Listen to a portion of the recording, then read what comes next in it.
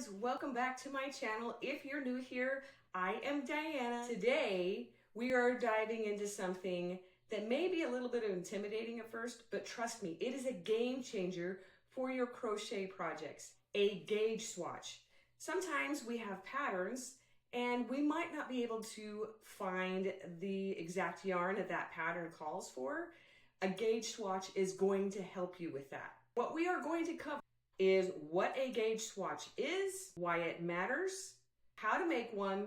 So grab your favorite yarn and grab your favorite beverage of choice and let's get to it. First things first, what is a gauge swatch? A gauge swatch is a small sample of crochet that you make before starting a pattern. It's usually a square, maybe 4 by 4 inches or 10 by 10 centimeters, and it helps you check how many stitches and rows you get per inch or centimeter using a specific hook and yarn. Let me show you something that really opened my eyes when I first learned about gauge. These two swatches are made with the same yarn, same number of stitches and rows, but look how different they are in size. One was with a tighter tension using a smaller hook and the other with a looser tension and a bigger hook. Now imagine making an entire sweater or blanket where the gauge is off. That's a lot of yarn and time potentially wasted. Why is it important? Because crochet tension, aka how tightly or loosely you crochet, totally affects your final project size. If your gauge is off, your sweater might fit your cat instead of you.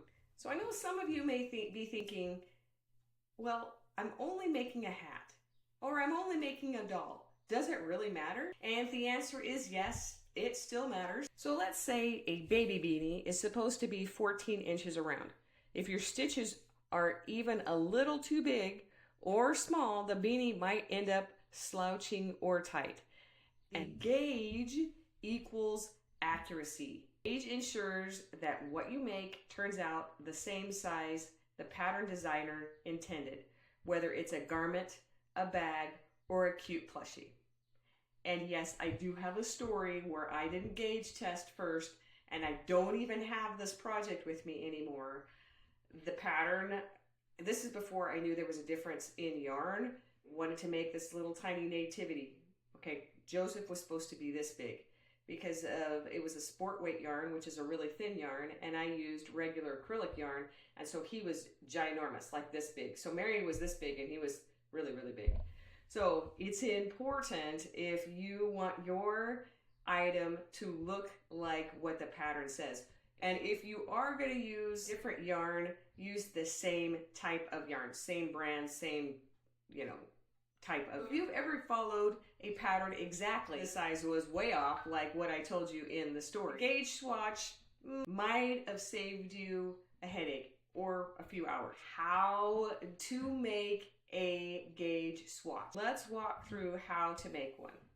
So you look at your pattern. It usually say something like gauge equals 14 stitches and 16 rows, 4 inches in double crochet. To use the same yarn and hook size the pattern recommends. You would be surprised, don't think you know better. I've been crocheting for a long time and I always think I know better, but then I turn out, really, I don't know better. So gauge swatching is really important. Crochet a square that's a little bigger than 4 inches, maybe 5 by 5, so you can ensure accurately in the middle. Some patterns call for that, some call for do 4 rows. This thing that I'm making, make 4 rows and then see if it measures 4 by 4. Measure it is with a ruler. This is like a 10-cent ruler. Count how many stitches are across and down, and then you have your numbers in your gauge swatch. Doesn't match. Don't panic. If you have too many stitches, try a bigger hook. If you have too few, try a smaller hook. Here are some quick pro tips for swatching like a boss. 1, always wash and block your swatch if your final item will be washed. Yarn can relax or shrink. This is optional if it's something that you are not going to wear or wash. swatch in the same stitch pattern the project does. If it's in a half double crochet, don't swatch it in a single crochet. It won't equal the same. Take your time. Swatches might feel like a waste of yarn and time, but they actually save you from frogging a whole project later. Believe me, or donating it to Goodwill.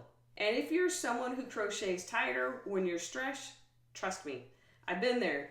Swatching gives you a chance to check in and your tension before committing to a big project. So if you don't know what tension is, I do have a video that I will link in the video and in the comments below on what exactly tension is and how you can adjust your tension. Currently, I am working on a sweater myself. This is a little bit of what it looks like. And the lady works with a different kind of yarn that I can't get my hands on. I want to use up my stash. I needed to figure out, what kind of yarn I needed to use and what kind of hook I needed to use, because not all yarns are equal. So I have a video about yarn comparisons, but if you have a number 5 yarn, number 4 yarn, they're not always the thickness of the yarn isn't always the same, and your tension can be different. So it's important to look at a pattern and see how many stitches that it calls for in the pattern. So mine happens to be a 4x4 inch pattern, so that's 4 rows, and it needed to equal that amount with a 4.5 hook size, 4.5 millimeter hook size, and that was for this first little bit. And I was not certain that it was actually going to work. It is making such a beautiful little granny square, but surprise, this is actually going to be a sleeve, so it's going to be really cool. I know it's really tempting to skip this step. Done it a few times. Trust me, it's totally worth it. A little swatch now equals a lot fewer problems later. Let's hit a few frequently asked questions about gauge swatches. Do I really need to swatch for things like amigurumi? For tiny toys, maybe not always, but it needs to be a certain size, like a commission piece. Swatch it. Can I reuse the yarn after I swatch it?